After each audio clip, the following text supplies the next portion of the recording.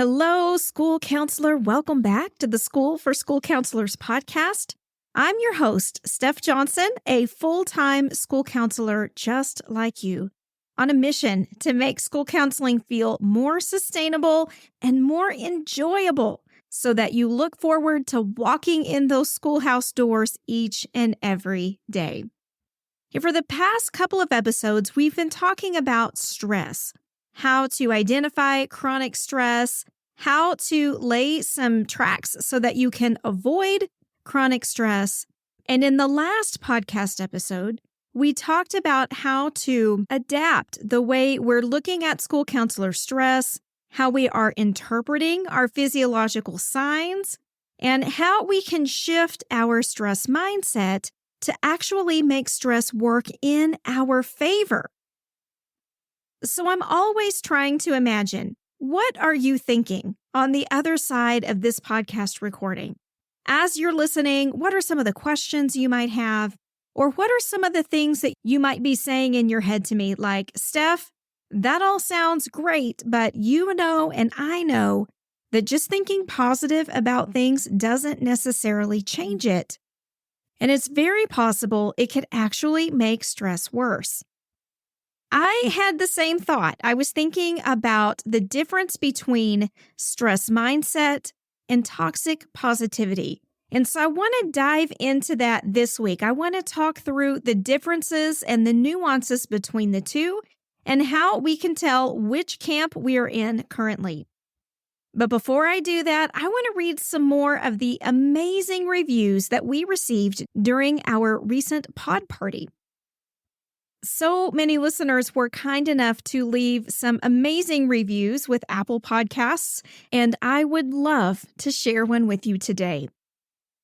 EHL Mom titled their review Newbie and went on to say this: Steph Johnson has already offered fantastic guidance and encouragement as I've embarked on year number 1 as a school counselor after 16 years in the classroom. Her empathy for new professionals and also mamas of young children like me is matched by her knowledge and expertise, and I am grateful. I'm working my way through previous podcast episodes while also listening to the current releases. Steph is a pro, and I'm here for it. Thank you so much, EHL Mom. That means so much to me, and I'm so glad that the message is coming through loud and clear. You guys, school counseling is not for the faint of heart, and certainly not as we embark on other missions like being partners, being mothers, being community helpers. There are all kinds of roles that we play in our lives. School counseling definitely isn't the only one. And so we need to be mindful of all the things that we're confronting in our day-to-day business. So thanks again for that review. It's so sweet and positive. All right, now shifting back toward stress. In our last podcast episode, that one was titled School Counseling Stress, What If We're Wrong? We were talking about how we can reinterpret our physiological signs of stress as a strength. For instance, if we feel our heart start to pound a little bit in a stressful situation, instead of panicking and thinking, oh no, this is stressful, I don't like it, we could think my body is preparing to help me be awesome in this situation. And it sounds kind of funny to say out loud, but the research strongly supports this, that the better we are able to reinterpret our physiological signals, as well as reprogram the way we think about stress, the more likely we will be able to not only survive with stress, but thrive within it. But I do think it's dangerous just to say, change the way you think about stress. Frame it all in a positive light and everything will be great. Because that's not real, right? That's not the way that life really works. And I think this is a danger in our field as a whole, where we tend to want to try to oversimplify things in order to create these really concise, pat answers that unfortunately don't do a lot for the people in those situations. I think we have to dive in a little bit deeper. I think we have to get a little bit more real about what's going on so that we can ensure that everyone, all of our school counseling colleagues and friends, are successful. Now, I know that you know about growth mindset. I know that the name Carol Dweck probably rings in your dreams as a school counselor because we talk about growth mindset with our students all the time. We are constantly trying to convince students that if they can develop this belief in their abilities and in their intelligence, that the sky is the limit for them, and that building that ability takes effort, it takes persistence, and it takes learning, right? When students are able to curate a growth mindset, when they come up against a setback, they see it as an opportunity for improvement. And we know from the research that folks with a strong growth mindset tend to be more resilient. They tend to cope better with stress, and they're more motivated to learn from their failures instead of just throwing their hands up and saying, oh, crap, I messed that one up, right? And then walking off and not even confronting that situation again. But I do think if we're not careful, oftentimes we can misinterpret growth mindset, and it can start to morph into toxic positivity. That's when we start to oversimplify these situations, where we feel like we need to maintain a positive can-do outlook even when there are legitimate struggles in the way, even when we are actually feeling very negative about the situation. Instead of processing through that, instead of working through the difficulties, instead of confronting those negative emotions, we just dismiss them. And we say, oh, well, let's try again next time. Good vibes only. Let's just stay positive. Those kinds of things. And when we don't confront our real issues, some other secondary issues come into play, like we start to feel guilty. We start to feel a sense of shame, or sometimes we have the after effects of emotional invalidation. We don't need to always be happy. I don't think that that is realistic for human beings. And because we can't always be happy, I don't know that it's fair to say that we should always put on this persona of being happy in our work. Now, we don't want to be a grumpy grump walking around the hallways either, right? There's a nice balance there. But the point of this conversation is, if we're trying to reframe stress, if we're trying to reinterpret it for ourselves and see it as a superpower instead of a detriment, we've got to be careful we don't go too far in the way of toxic positivity, because that's going to be just as damaging to us as if we let the stress eat us alive. We have to be somewhere in the middle and balance those two approaches out. So we need to identify some warning signs to let us know if we are reinterpreting our physiological stress signals, if we are rethinking the way we view stress in our minds. We need to be aware of the danger signs that we've gone too far the other direction and are now venturing into toxic positivity. One of those is when we start to feel like we are under extremely unrealistic expectations and burnout. We're starting to expect way too much of ourselves. We start doing way too much for one person, or we get involved in something that is often called the hustle culture. Now, I have a personal experience with hustle culture. You may have heard me talk in the past about how School for School Counselors was never intended to become what it is now. It was just kind of a grassroots, little small group on the internet that has now grown over the last 4 years to become huge, to comprise the podcast and Facebook group and Instagram pages and mastermind memberships and workshops and get the job programs and all the things that are going on. And as we were building that with the direction of our members, I kind of started to venture into the world of hustle culture because I so desperately wanted to support my colleagues, because I was seeing the effects of the COVID pandemic already. and I could see the writing on the wall headed straight our direction. And with the lack of support in school counseling, I knew we were headed toward some bumpy road in school counseling. And so I got very intentional. I got very motivated to start developing resources and supports for school counselors. And as part of that, became involved in this hustle culture where I would go to work and work full-time as a school counselor all day, meaning I was busy all day, right? You know this because you're busy all day too. I would get finished at work. I would pick my kiddos up from school.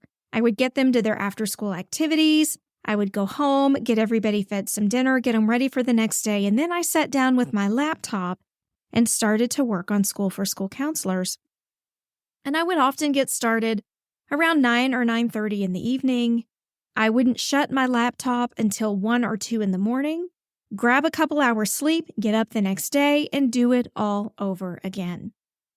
And at first it was easy because I was so motivated, because I so desperately wanted to be of help to people that it was easy to do that. But as time went on, it started to take its toll on me.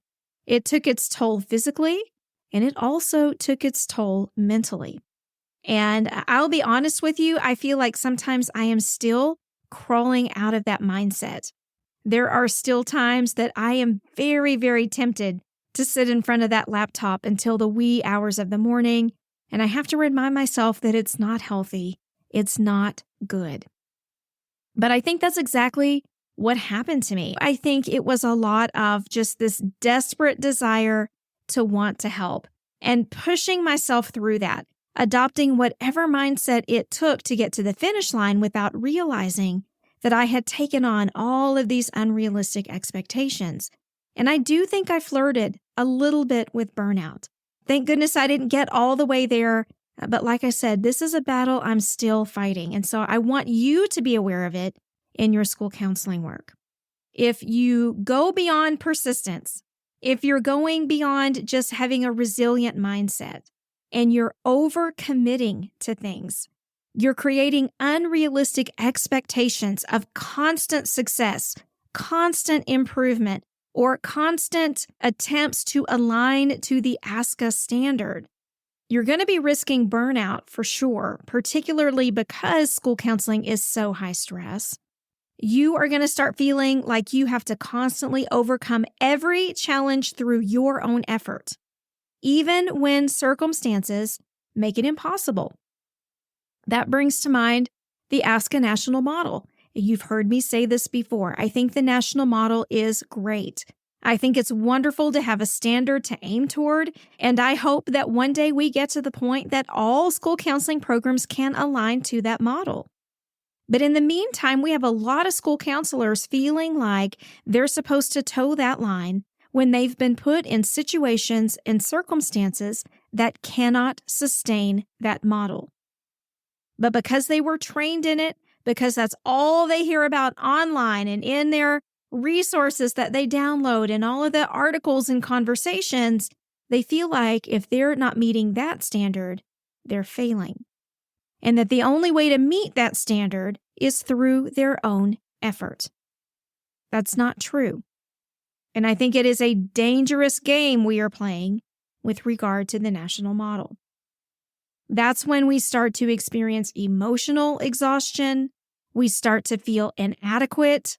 We start to feel extreme levels of stress, and we start looking at the land of burnout. We don't want to get there. So if you're feeling overwhelmed, take a hard look at the expectations you have in place for yourself.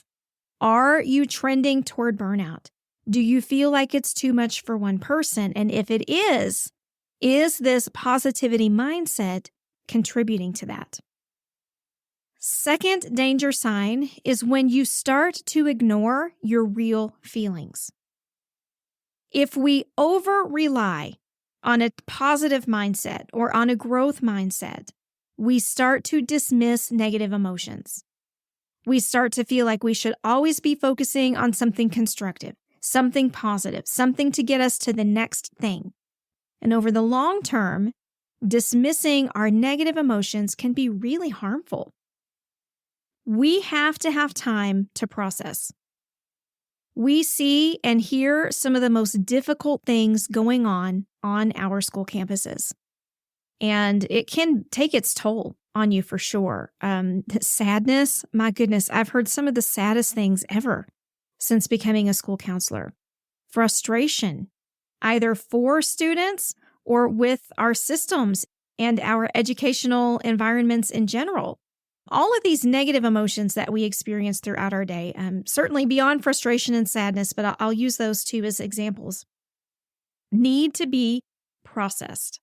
And if we don't take the time to process it, if we're not allowing ourselves, our own mental space to do that, because we're so busy saying, oh no, it'll be fine, just push through it, just reframe it. This is an opportunity for growth. Without taking time to really address these negative feelings, we are going to feel the blowback from that. So make sure, as you are striving to maintain these mindsets, you're not ignoring your real feelings. We can reframe stress. We can look at it as a positive experience while also still processing those feelings. And we need to acknowledge both sides. It can't be one or the other. All right, so we've looked at 2 warning signs so far. 1 is doing too much. 2 is ignoring our real feelings. Third, and we've kind of touched on this a little bit, is when we begin to blame ourselves for not doing the job perfectly. When this mindset starts to lead to perfectionism or blaming ourselves for program failures, for counseling failures, when we have all of these external factors at play in our work, that becomes very dangerous. You cannot push and hope and dream and think positive to the point that you start to feel like you're not working hard enough or learning fast enough when you're actually giving it everything you can in a day, right? If we start to let our minds tell us that our personal deficiencies are the cause of our lack of growth or our lack of success or our inability to make an impact with the student, that gets very dangerous. We have to be thoughtful about the way we're conceptualizing this in our minds. If we're giving it everything we can give it, if we are working within evidence-based practices, if we are capturing use of time, we're working within campus data, all of those things, and we still start to blame ourselves for not doing everything perfectly according to the Ask a National model. We've got to keep a realistic perspective on this. We are working within ratios well above 250 to 1. We're still doing all of these baloney job responsibilities that have nothing to do with school counseling. If you can't do the job perfectly, it's not 100% your fault. 99% of the time in school counseling, it's because there are other limitations and systemic challenges that are standing in your way. And then fourth, a big red flag you need to keep your eyes out for is when you stop recognizing your own boundaries. A study by Zhao 2021 emphasized that growth mindset should be balanced with self-awareness of personal limits. If you feel obligated to push through every single difficulty without recognizing your own personal boundaries, you're at risk of becoming even more stressed and more overwhelmed by your caseload. We know if we don't respect our own limits, we are definitely going to reach physical and emotional burnout. We have to be cognizant of where our boundaries lie and that we're not towing across them. We're not staying longer at the detriment to our own mental health or our families. We have to make sure that we are able to leave work at work when we walk away for the day and not take it home. There are all kinds of boundaries we need to be aware of and that we need to be monitoring to make sure that this positive thinking, this can-do attitude doesn't cross over into maladaptive thinking. So what can we do? What can we do to either prevent these red flags from becoming an issue, or what can we do to turn the boat around if we're already in that harbor? I think there are a few things we can do. Again, according to the research, Number one, and this is going to sound so cliche, I don't even want to hear the words coming out of my mouth because you know I hate cliche, but I'm going to say it because it's true and it's evidence-based and you need to know. Self-reflection and mindfulness. If you can pursue self-reflection and mindfulness, according to Schroeder 2020, you're going to be able to identify when your pursuit of growth is harming your emotional well-being. You've got to be able to recognize and validate your emotions, to validate feelings of stress, feelings of frustration, feelings of, I don't even know what it is I'm doing anymore. We can maintain a positive perspective on stress while still recognizing those feelings, and that is imperative. It cannot be a one or the other situation. It must be both. Carol Dweck also reminds us, as cited by Sci 2023, we've got to be consciously practicing coping skills as part of that self-reflection. It's funny, I think as school counselors, we are very prone to forget coping skills for ourselves. We talk about them a lot with our students and perhaps with our staff. And sometimes we forget about ourselves, so we need to make sure that we're really, really looking at those. So that's the first strategy. Self-reflection, mindfulness, and coping skills. The second step that we can take to address when our mindset is veering off into dangerous territory is contextualizing our growth. Here's what I mean by that. As we're thinking about where our programs are, where we want them to be, what we want them to become, and all the great ideas that you have, all the initiatives you want to put in place, and all the effects that you want to see for students, we have to keep in mind the contextual limits of what we do.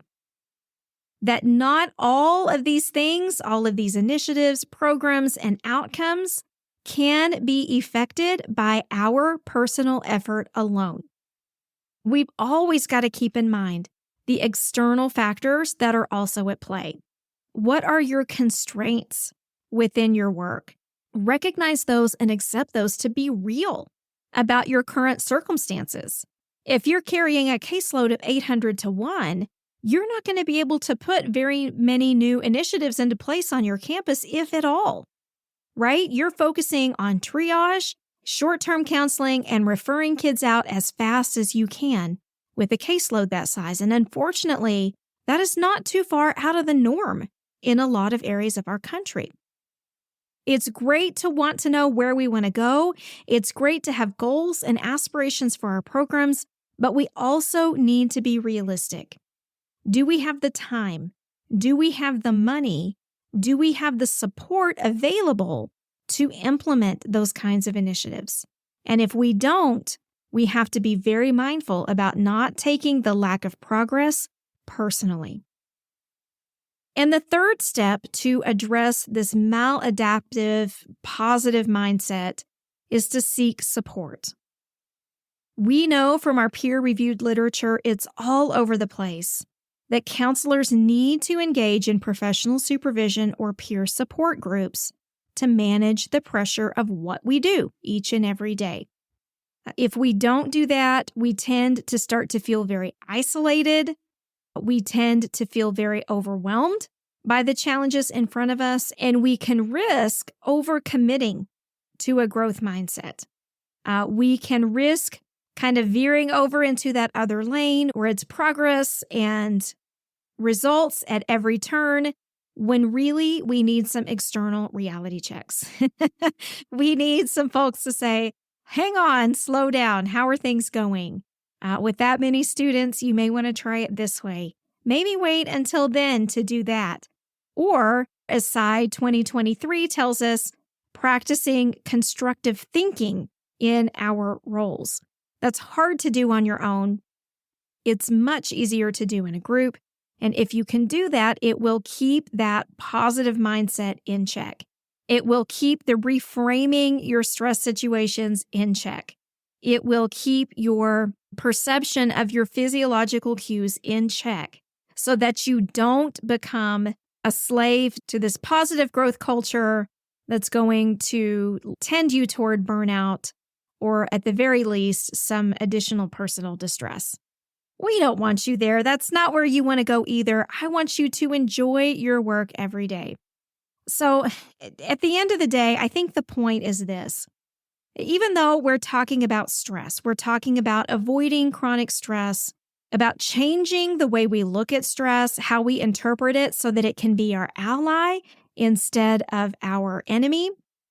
We also want to keep in mind that our thoughts and feelings don't go too far the other direction, where we start engaging in perfectionistic thinking, where we become emotionally exhausted, or we just lose that ability to acknowledge what our emotional needs are when we're striving to do all of the things, right? We've got to be able to balance our effort with our emotional well-being while also keeping in mind all of these external limitations. If we can do that, then we'll have that healthy, growth-oriented approach that we need for our programs without doing too much, without feeling solely responsible for the outcomes, and without burning out. You know, I tell you this every week, and I'm never, ever going to stop because I believe so passionately in it. This is exactly why we built our School for School Counselors Mastermind. We wanted school counselors to have a safe place for case consultation, for professional support, where they don't feel judged by others in their school building, where we have the ability to be very real and honest about situations and get a wealth of feedback from people who have not only been there, but have been there in different circumstances so that we can create really comprehensive pictures of what our next steps are going to be and that we're not alone in the challenges that we confront each day. I would love for you to be part of the mastermind with us. We are growing. Our conversations are getting more and more dynamic. And I'm telling you, it is the place to be. You can check out the information on our website, schoolforschoolcounselors.com/mastermind. We have a chair waiting for you always. And we just recently transferred our online group to a new platform. We're experimenting with it. We are very excited about it. So if you want to check that out as well, head over to schoolforschoolcounselors.com/mastermind. All right. Well, I so enjoyed our conversation today. I hope you enjoyed it too.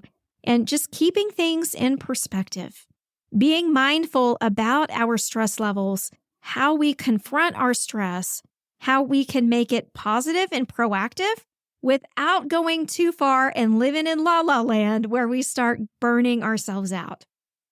I hope that you took some of this to heart and have made plans to apply some of the things we've talked about in your work in school counseling as you head back to your school campus. This is important stuff. It's heavy stuff, but it's also going to make you better and better at your craft so that you can not only grow as a professional counselor, but as a thinker, as a leader on your campus, so that you can become a go-to voice. When situations get kind of intense, your administrators, your teachers are going to seek you out and want to hear what you have to say because you have this clarity of mind, because you're able to remain centered and a voice of reason when everyone around you is stressed to the max. That's what I want for you. And as you're working that direction, I hope that this week you have the best week ever. I'll be back soon with another podcast episode, but in the meantime, take care of yourself. Be mindful about the way you're conceptualizing your stress, and I will see you again very soon. Take care.